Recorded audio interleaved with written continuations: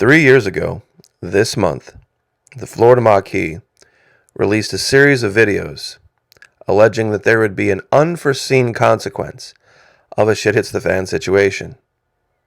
Many people had started channels talking about how to prepare for a lack of food, a lack of electricity or fresh water. They showed how to use ballistic weapons, but nobody talked about this topic. In a grid-down situation where government services were taxed, it would be very likely that they would put a very low priority on keeping the prisons open and running. And there would be mass releases of violent, hardened criminals across the United States. Now, I was shocked at the amount of play this got on YouTube. These videos are amongst the most viewed of all of my content. This particular one has over 1 million views. These days on YouTube, it's almost impossible to get 20 or 25,000 views. I got some pushback for it. Many people didn't like the colors that I put on the map, saying that the most dangerous places would be out in the Midwest and some of the more safer places would be near the coast. It kind of goes against the YouTube prepper Bible that out in the Midwest is the safest place and the coasts are the bad locations to be. The criterion that I was using was based on what these guys are going to do when they get out of prison. The first thing they're going to look for is someplace safe to hole up where they can guarantee themselves day to day whatever luxury or whatever thing they were missing in prison. Now, out here in the middle, there's a lot of good and decent but somewhat simple folks. And it would only take one guy who let his guard down just for a moment, but had stockpiled dozens of rifles and handguns and tens of thousands of rounds of ammunition, 6 months worth of food, 6 months worth of fresh water, all of the medical care stuff that you would need. You would take a small roving band of annoying petty criminals and turn them into a cartel overnight once they got a hold of that supply. And like I said, it only takes one. It only takes one person not being vigilant for just a moment. And that's all it would take. That's why out here in the middle I put this as all red, because that's where a lot of the prepper folks are. That's where the vast majority of all of that stuff resides. And many of these states are somewhat poor when it comes to the amount of law enforcement they have on hand to deal with an emergency situation. Their resources would be taxed to the extent that they would have to prioritize what they were and were not going to prosecute, what they were not going to go after. And chasing down escaped or released prisoners wouldn't be high on their list.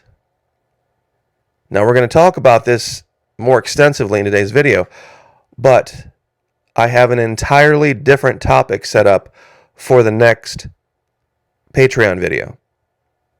Who remembers Cuba Libre from so many months ago, how everybody was so excited about it, and then it all went away? Cuba Libre, and then all went away. Well, guess what? It's coming back. You see, the Biden administration has a surprise in store for this coming summer and fall in order to influence the 2022 elections in Florida. But I can't talk about that here. Once again, $1, $1 refundable. Just did 2 refunds yesterday. No big deal. Less than that if you sign up for a year. Believe me, you're going to want to hear this, because this is what's coming. Partnering with Vimeo, we've been able to do something that most channels can't. Now, let me walk you through this logic. I used this group of images yesterday to create a scenario where there were 2 survival groups. One was negotiating with the other for things that they needed. The negotiations fell apart because one guy was playing hardball. A second person within one group decided to go back and renegotiate the terms. And, of course, doing so caused grief and heartache in her group and also problems in the other group as well. Now, these things are going to happen over and over and over again. This happens in real life. But in a shit hits the fan situation where it's life or death, people, when they are in fight or flight mode, throw morality out the window. When you're in survival mode, see, it's easy to talk about what you may or may not do now. Well, I don't care how hungry I was, I wouldn't do this. Or I don't care how thirsty I was, I wouldn't do that. Until you get there, what if it's somebody else, maybe somebody you love, or a child that's hungry or thirsty? In fight or flight situations, morality goes out the door. You see, it's easy to think about survival in these terms, where, okay, well, we're on a beach here and we're kind of hot and we're kind of tired, and we're a little hungry, and, we need to prioritize, what we're going to do and how we're going to get by, but nobody's going to die. Well, you see, that's the thing. It's never a good idea to corner a cat. Why? Because the cat doesn't have the ability to realize you're likely not going to do any harm to it.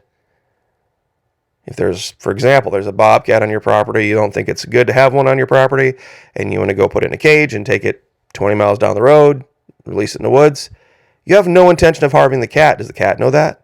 No. But if you make the cat feel like that's the case, you're going to turn a 10-pound cat into the fighting force of a 40-pound cat or a 50-pound cat. Just based on the perception. And that's the key here. Pay attention. This is the key. When the enemy perceives that they are in now fight or flight mode, that their very existence could be at stake, everything changes. The calculus changes. That cat will do anything and everything, including going after animals twice, 3 times, 5 times its size. Now, let's flip this into politics. This fight or flight mode. This is Florida Commissioner of Agriculture, Nikki Fried. The Democrats in Florida are wildly outnumbered. And right now they are cornered. Because not only are they outnumbered, they are wildly unpopular. They are unpopular for a lot of reasons. Nikki Fried, however, has figured something out. And nobody is seeing it. I know a lot of people think, well, this just applies to Florida. This is going to start to make its way around the country. Because if Governor DeSantis is not careful, this could come out of nowhere and it could come back to bite him. Nikki Fried has learned how to talk about liberty. I'll be, oh, liberty's great, but she's a Democrat. They want tyrannical lockdowns. Wait, who's that?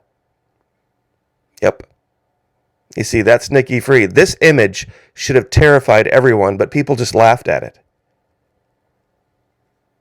You see, Nikki Fried is a Democrat. She's a progressive. She's a liberal. She's a feminist. And has been, and is very proud of that fact, and will trumpet it to anybody who'll listen. Feminists, however, have been castigating and shaming and attacking women who dressed like this for years, pretty much my whole life.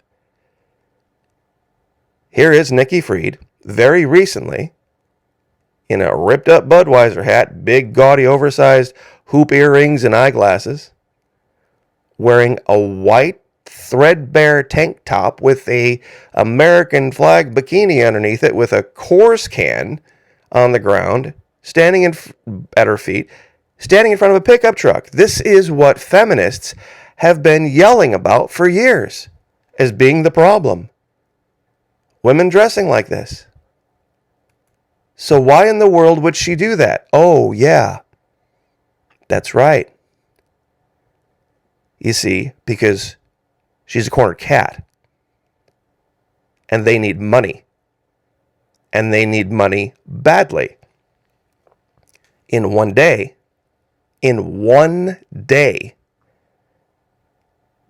just from this selfie alone, which is really very tame. I mean, it's not even close to inappropriate or pornographic or anything like that. $13,000. But it's going to go even farther than this. It's going to go even farther than this. She's going to start to make promises and campaign on things that are going to be seen as liberty-minded. Primarily, it's going to have to do with cannabis. We're not going to prosecute, and we're going to promote the use of. You see, for Nikki Fried, if you're an alcoholic, that's terrible. That's horrible. You need help and you need fixed. If you take painkillers on a daily basis, you can't have those pharmaceutical painkillers. It's terrible. You need counseling and you need rehab and you need to get off that stuff. But with marijuana, you're fine. You can smoke 5 times a day. That's health care. It's medicinal. It's medicinal. And the cigarettes? No, yes, that's true that the tobacco is a plant too. But smoking that every day, that's bad. That's really bad. You can't do that. It's horrible for you. Marijuana? Perfectly great. You'll be the healthiest person on the planet if you just do nothing but smoke your brains up every day. See, she's going to start to make promises to people that are going to say, hey, the governor Governor DeSantis is sounding very anti-liberty when he wants to prosecute people who deal in this stuff. See, the Democrats, some of them have figured out that the whole just comply technique here didn't work. See, they thought they were going to get surrender. What they really got was, or what? Or what? You see, you get a lot more flies with honey than you do with vinegar, right? Here's the next stop. You see, there's a lot of people, women primarily, online, that are making a whole ton of money. And I mean a huge ton of money. Millions of dollars a year. But they're forced to kind of live in the shadows. Because, of course, the shame factor of places like Fansly and OnlyFans and Patreon and all this kind of stuff. Well, what if somebody said, you know what? We're not even going to try. We're not going to try to legalize it, but we're just not going to prosecute it. We're not going to attempt in any way, shape, or form to get the authorities involved, but there's a caveat. You have to pay taxes. There's a caveat. You have to pay taxes. You see, beggars don't have to pay taxes, and neither do criminals. They're going to decriminalize this to get the money and the votes. To get the money and the votes. Now, a lot of people are like, cool story, McGee. That was 15 minutes. What the heck does it have to do with prisons? You see, the idea of breaking somebody out of prison used to be kind of one of those romantic stories. Well, what if they came out and said, if somebody does escape, we're not going to send anybody to hunt them down. We don't want them to escape. But if they happen to get out, some way, shape, or form, we're not going to dedicate any resources to trying to bring them back. Legalized prostitution, criminals running the street, resisting arrest, no longer prosecuted, drugs everywhere. And if you think I'm kidding, If you think I'm kidding, Manhattan DA Bragg tells staff to stop prosecuting certain offenses. Which offenses? Theft of services, trespassing unless it's stalking, aggravated unlicensed operation, meaning you don't even need a driver's license, routine traffic violations, not accompanied by felony charges, obstructing governmental administration, resisting arrest, and prostitution. Resisting arrest and prostitution, you mark my words. And the guy came out and doubled down on it the next day. You mark my words. This is coming. There's going to be a crush of these guys get released across the country because it'll play good for politics. It'll play good for, but what about liberty, though? What about liberty? You see that Governor DeSantis here in Florida has been talking about liberty, about freedom of people. But with freedom, you see, they never talk about this part, comes responsibility. With freedom comes responsibility. Oh, no, it doesn't, Mickey. Free means I can just do whatever the hell I want, whatever the hell I want, and no matter who it affects. No, that is not what the Founding Fathers had in mind. Not in the least. When you don't establish law and order, there is no liberty and there is no freedom. We're starting to see the effects of it on the West Coast. Starting to see the effects of it in New York and in the Midwest. And to flip elections, they figured it out. They figured it out. They're going to go full hoo-ah and promise anything you want to do, as long as you make money at it and you cut the government in for a slice, we're down. This is basically going to be the story. No matter what you want to do to make money or earn money, that's perfectly fine. As long as you cut the government in for a slice of it, meaning pay your taxes, you're good to go. And that's going to be their new definition of liberty, and they're going to use that as the club to try to hit over, figuratively speaking, Governor DeSantis' head when he says, we're a law and order state, and we're going to support law enforcement, and we're going to enforce the law, and we're not going to allow BLM riots, and we're not going to allow CRT to foment these riots, and all this kind of stuff. You see, they're going to call that anti-liberty because it imposes standards. Liberty without standards is just anarchy. Pure and simple. Nobody is seeing this coming. But mark my words. Ask yourself, especially the ladies in my audience that are feminists, and I know you're out there. Why in the world would a liberal, progressive, feminist post a picture of herself in a ripped Budweiser hat, big gaudy earrings, sunglasses, a white threadbare tank top, and a bikini American flag thing? I defy you to find any other picture of Nikki Fried that's even remotely like this. We know exactly what this is about.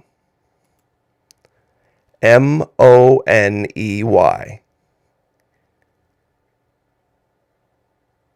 And even knowing about it, I'm not sure, because of course you can't do it in 150 characters and you can't do it in a 30-second soundbite.